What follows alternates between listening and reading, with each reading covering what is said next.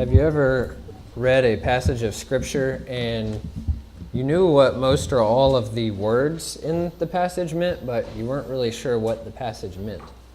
That happened to me this week, and I decided to look more into it. The passage was here in Isaiah chapter 32, and let's read verses 9 through 20, and then try and figure out what it means for us. It says, "Rise up, you women who are at ease, and hear my voice. Give ear to my word, you complacent daughters. Within a year and a few days you will be troubled, O complacent daughters, for the vintage is ended, and the fruit gathering will not come. Tremble, you women who are at ease. Be troubled, you complacent daughters. Strip, undress, and put sackcloth on your waist. Beat your breast for the pleasant fields, for the fruitful vine, for the land of my people, in which thorns and briars shall come up. Yea, for all the joyful houses, and for the jubilant city. Because the palace has been abandoned, the populated city forsaken. Hill and watchtower have become caves forever, a delight for wild donkeys, a pasture for flocks, until the Spirit is poured out upon us from on high, and the wilderness becomes a fertile field, and the fertile field is considered as a forest. Then justice will dwell in the wilderness, and righteousness will abide in the fertile field. And the work of righteousness will be peace, and the service of righteousness, quietness and confidence forever. Then my people will live in a peaceful habitation, and in secure dwellings and in undisturbed resting places. And it will hail when the forest comes down, and the city will be utterly laid low. How blessed will you be, you who sow beside all waters, who let out freely the ox and the donkey." It's believed by scholars that I looked at that this passage is addressed to Israel, because the prophet Isaiah addressed a lot of different nations, but this seems to be written to Israel, perhaps specifically to Jerusalem, and probably in reference to their overthrow by the Chaldeans. So that's sort of the historical side of things. And in many ways it seems like it might point towards the Messiah that would come hundreds of years later as well. But what really was the contents of this message to them, and what can we learn from it? One thing that you could often notice when you look at a text is instances of repetition. And there is some repetition here. He says multiple times of women and of daughters that they are complacent and at ease. And not only is repetition important, but also knowing who a text is addressed to. And this gives us a clue to that as well. It's written to people who are at ease and who are complacent. I also wondered why women in particular.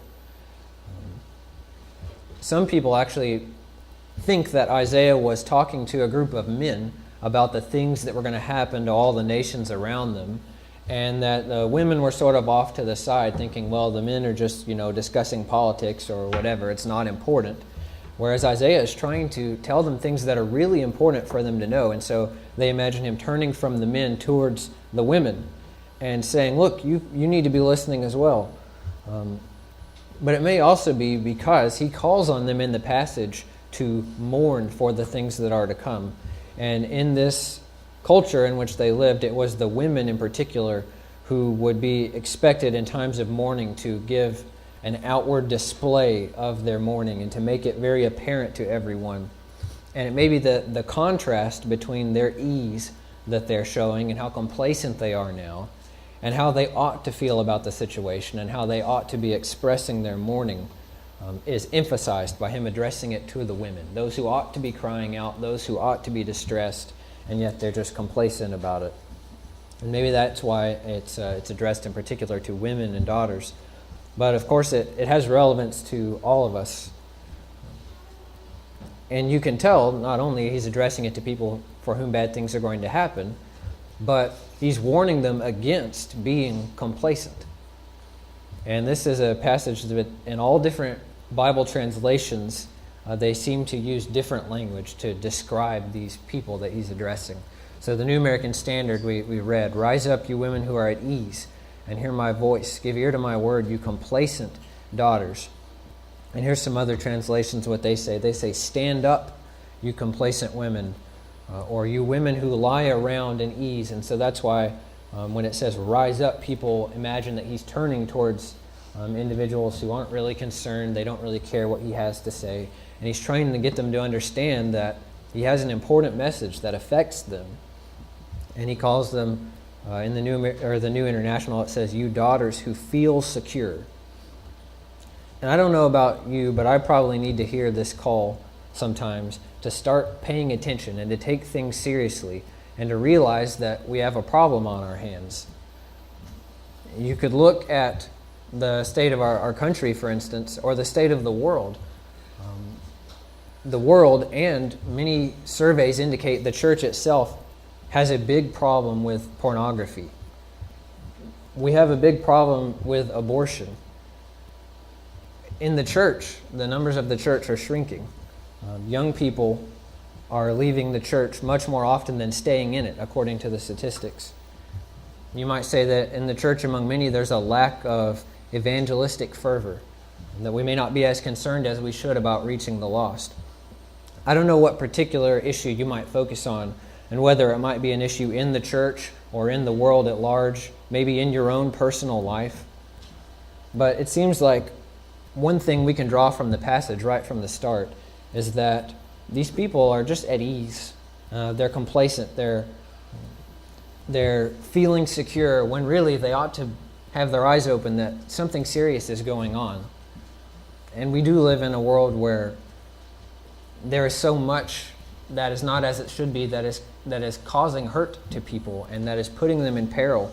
And we should care about that. We should care about the lost. We should care about the way our own lives are going and the lives of those around us. Here's a sample of several different translations of how they describe the individuals that are being addressed. They are at ease. They are complacent. One translation says, "You who are so smug, you careless daughters, overconfident or carefree." And complacency is a word that we sometimes use to describe our own culture. A lot of times you might hear when someone goes to a nation that we might say is less economically developed, where poverty is much more the norm and a much worse form of poverty than we typically see here. People will come back to the U.S. and they'll say, you know, those people didn't have very much, but they seemed happy. And they'll talk about how in the U.S. many of us struggle with a complacency in our faith because we just become comfortable and we think that things are going to make us happy. And in reality, they're not. And you can see how Isaiah, in delivering this prophecy and in addressing these people, he's addressing people who are in a time of prosperity.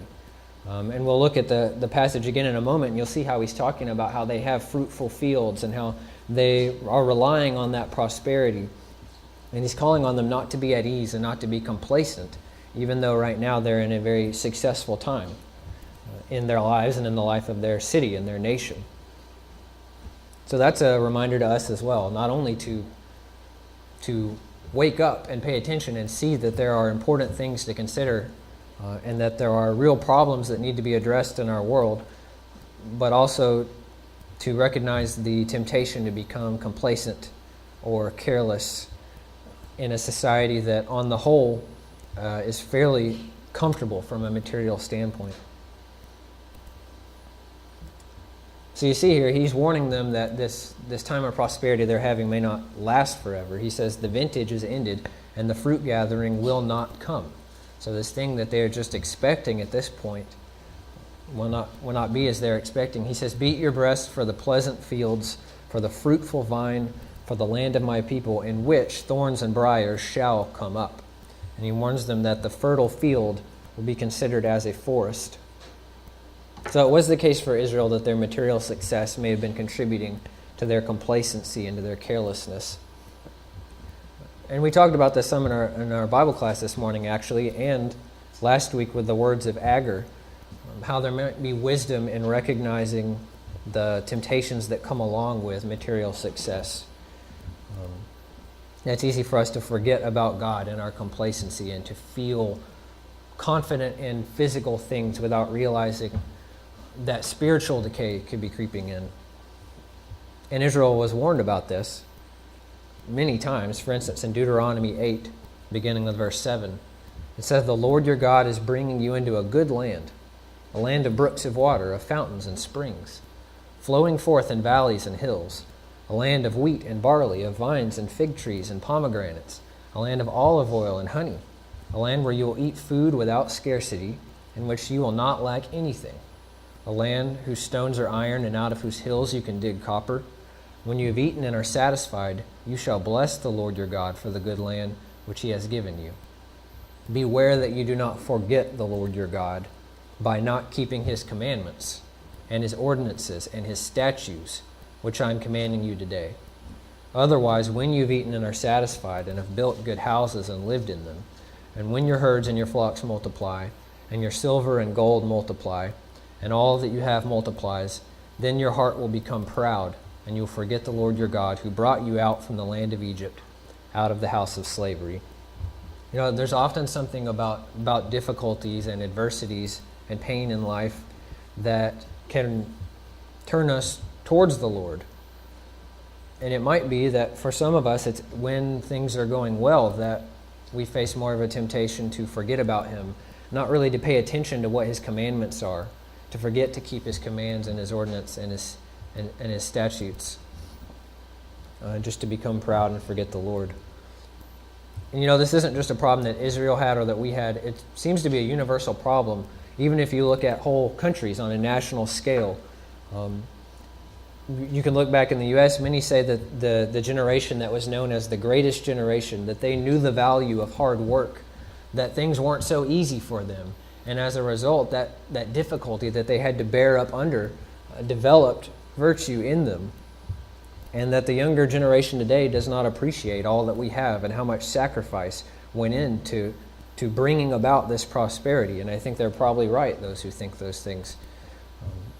So it must be a timeless problem that many peoples have faced in the church and outside of it. And in the modern day, if you look forward into the future, how many of us feel that we have all the understanding developed of how we should use technology going forward? Society may be advancing, but it could get us into trouble if we don't remember God's commandments and ordinances in the midst of our growing technology. The pattern goes something like this. People have hardship, so they turn to God. And then they have a time of prosperity. But then in their prosperity, they forget God and they fall away. And then it repeats the process again. They go back into hardship after they've fallen away from God. And that's the story of Israel over and over again in the Old Testament. So he tells them about these things that they're trusting in now. The joyful houses, the jubilant city, the palace, the populated city, and the watchtower. And I'm told that the word for watchtower in particular actually referred to a specific tower or set of towers that Israel had that were in Jerusalem, that was sort of the pride of the city that they believed would take care of them, and it represented their prosperity. And not only does he talk about prosperity and about the tower, but about the city and the houses that are in the city. And there are temptations that come with being in a city in particular. I remember when I was young, I was just growing up in a normal neighborhood, not really in the middle of a city, but when we would go into Nashville, which was the big city near where I lived, I would see homeless people and no one really cared about them, and everyone was just walking by and ignoring them. And as a child, it seemed really strange to me because that wouldn't have happened in my neighborhood. You know, if there was a homeless person in my neighborhood, we would have been concerned for them. We would have given them food or tried to take care of them or help them. But in the middle of a city where all these people just walking by, no one seemed to care. And there's a symbolic place for cities in Scripture. Cities are often used to describe places that are wonderful, like the New Jerusalem, which will be heaven, and how that's a city, and how we read it in Hebrews where Angel read about the city that God is preparing for us. But there's also other passages that talk about cities in a very negative light, because there are these unique dangers that come with centers of technology and collaboration. And you can see that also in the example of the Tower of Babel in Genesis 11. The Tower of Babel is this big city that all the people wanted to come together and make. They wanted to collaborate together, develop technology, and see what they could do. It says, now the whole earth used the same language and the same words, which would help them in collaboration. It came about as they journeyed east that they found a plain in the land of Shinar and settled there. They said to one another, come, let us make bricks and burn them thoroughly. And they used some bricks for stone, and they used tar for mortar. Now for us that might not seem like especially impressive technology, but it's a description of how they were learning how to do things better. And that's what technology can often do for people. It gives them more power. Whatever it is that they want to accomplish, it gives them more power to accomplish it. And that's what technology does for us today. It doesn't necessarily make us more wicked or more righteous, but it gives us the power to do what we're doing. So they decide what they want to do with this power, with this collaboration, with this technology, is make a giant tower. They said, come, let us build for ourselves a city and a tower whose top will reach into heaven. Let us make for ourselves a name.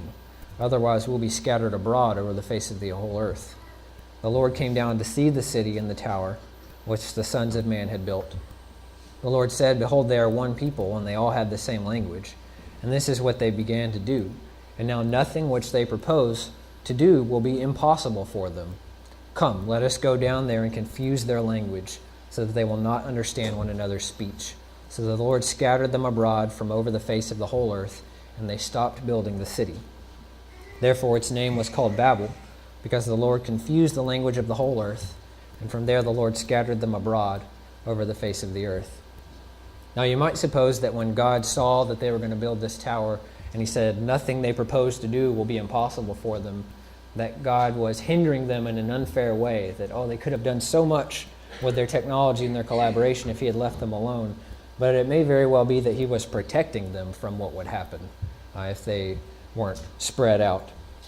And that may be that's what happens so often in the world whenever we develop technology and power and we have great cities and we become complacent and at ease, is that we're in real danger when that happens.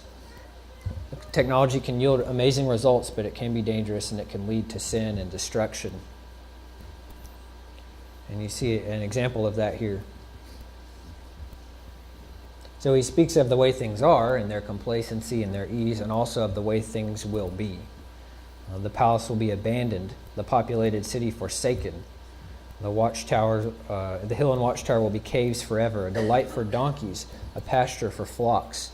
And he uses this contrasting language with the fertile field and with wilderness and the forest. And it seems like there's going to be sort of a reversal. This city that was so great is going to be like wilderness, but then in the wilderness, that's going to become a fertile field. This sort of swapping of places between the city and the wilderness is a concept that features in a lot of stories that people tell that might be considered apocalyptic. Even today we have novels, we have movies that are considered apocalyptic. And maybe there's, somehow our technology gets the best of us. There's a nuclear holocaust or something like that. And the city becomes overrun with animals. And it's fallen apart and nature is taking over. Meanwhile, out in the wilderness, groups of people are starting over. And they are learning to cultivate virtue all over again and trying to make a place that is safe and secure from the rubble. Well, that's apocalyptic language, and it happens in the Bible as well. In fact, there are a lot of passages, especially in the prophets, where God talks about how wild animals are going to be the ones living in the city by the time it's all over. And surely that was a warning to them about the dangers of complacency.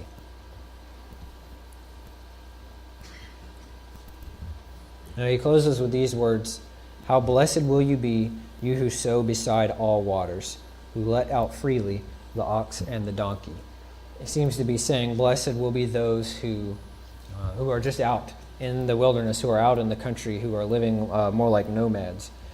And the message for Israel or for us, I don't think, is that it's wrong to live in a city.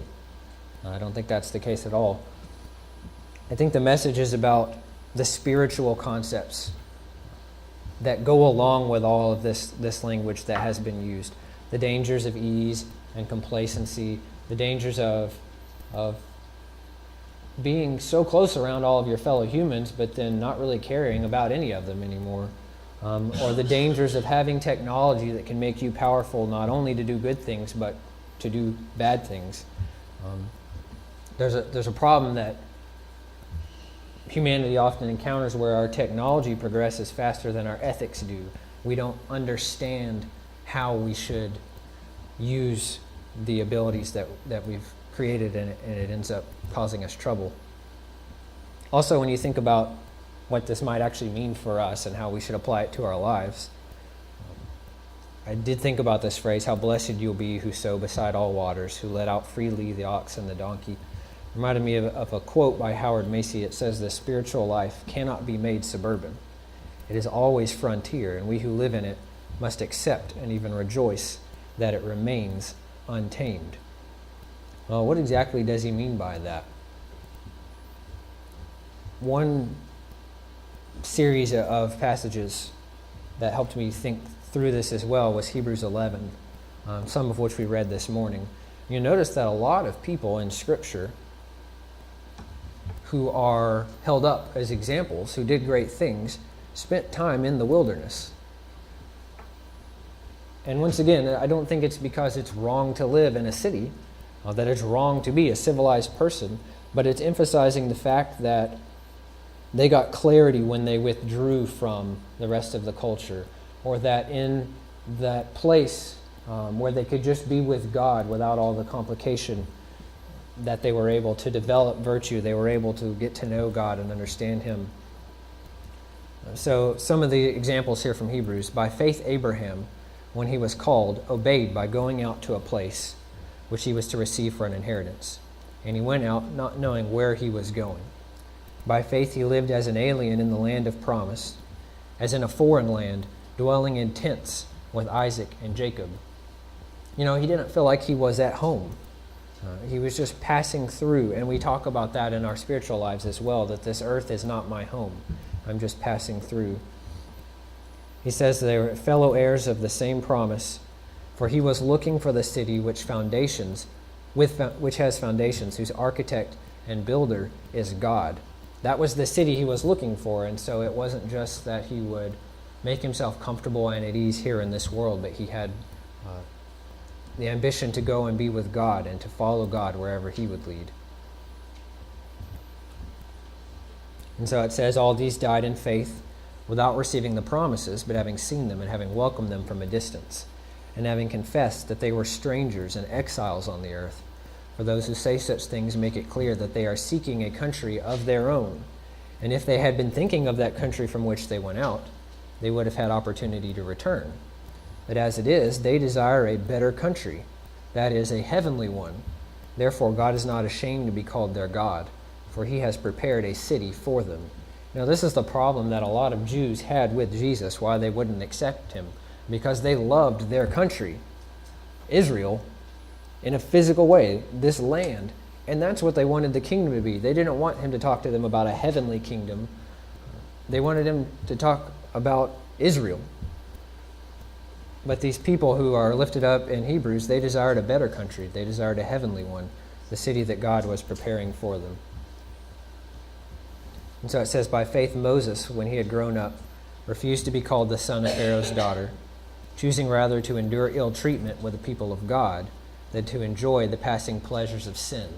Maybe that's another way to look at this concept of not being complacent and at ease in the city, is that sometimes following God means you'll have to forego some of the comforts and pleasures that others in the city might be enjoying. It says, considering the approach of Christ greater riches than the treasures of Egypt, for he was looking to the reward. By faith he left Egypt, not fearing the wrath of the king, for he endured as seeing him who is unseen. And he did leave Egypt and go out into the wilderness to tend sheep, like many others in Scripture. So again in Hebrews it says, of all the people that have been listed, they were stoned, they were sawn in two, they were tempted, they were put to death with a sword. They went about in sheepskins and goatskins, being destitute, afflicted, ill-treated, men of whom the world was not worthy, wandering in deserts and mountains and caves and holes in the ground. All these things And all these, having gained approval through their faith, did not receive what was promised, because God had provided something better for us, so that apart from us, they would not be made perfect. So the message to us is not just to become so comfortable in this world that our focus is taken off of the city that God's preparing us, that is to come, and to watch out for the temptations just to become assimilated into the culture and into the world, and do everything they do and be just like them, to let the world be our standard for morality. So the questions for us to consider is, have you made your home here in this world? Is this what you think and care most about, is the physical things here? Or are you a stranger passing through looking for something better? No, when Israel came out of Egypt, they complained about how they didn't have the good food that they had had in Egypt. They made Egypt out to be this paradise. They wanted to go back and be slaves in Egypt. And there's room for them, to go back in Egypt and be slaves if they wanted. But the way of the promised land was through a desert. And God led them through that desert to the promised land. And so for us, the road to heaven may be difficult. It might seem less comfortable than it would be if we just made ourselves at home in Egypt, in the corrupted city, so to speak. And you think about plenty of other examples of people in the wilderness, how David was a shepherd before he was called, how John the Baptist preached in the wilderness, how Jesus would withdraw and go up on a mountain to pray. So I'd also ask us to consider in what sense we can and should withdraw from culture. Yes, we will walk among everyone else in this world, but that does not mean we'll be an insider, so to speak, when it comes to the sinful aspects of our culture. Instead, we can separate ourselves from that which is dangerous and which is unclean, and then we'll be blessed for it in the day of the Lord. So hopefully that gives us some idea of what to think of this passage in Isaiah 32. Obviously, it had a very literal meaning for them, that the actual city that they were in was going to experience great trouble and that they needed to prepare for that. And God does indicate that the reason for that, he indicates often in the prophets, is because, perhaps among other things, but he emphasizes it very much, is that they were forgetting about the orphans and the widows. They didn't really care about those who were suffering. They were just happy with their own comfort. So there's a lot of warnings that were for them that can also be for us, and that can give us a reason to stop and think and to live a life that may be in the world but not of the world, as we say. To be just passing through as foreigners, as aliens, as those who withdraw to the wilderness to pray, so to speak. If you want to start that journey, you hear God's call and you'll follow him wherever he leads you.